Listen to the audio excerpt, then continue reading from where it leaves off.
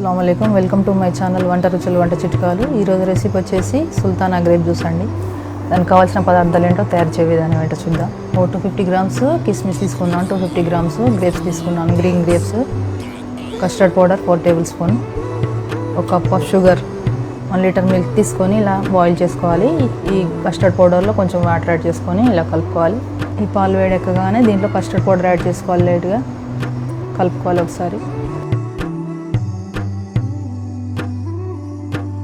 కొన్ని grapes mixie జార్లో వేసుకొని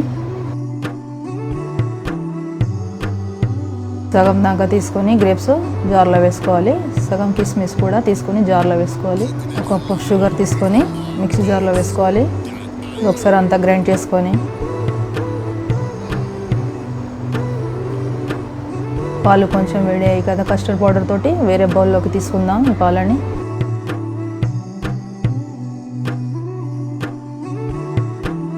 గ్రైండ్ చేసుకున్న కిస్మిస్ గ్రేప్స్ దీంట్లో యాడ్ చేసుకోవాలి.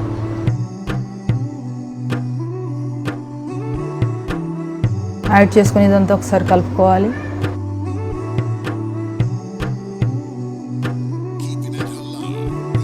దీంట్లో కొన్ని కిస్మిస్, మిగిలిన కిస్మిస్ ఈ గ్రేప్స్ కూడా స్లైసెస్ చేసి వేసుకోవాలి. దీంట్లో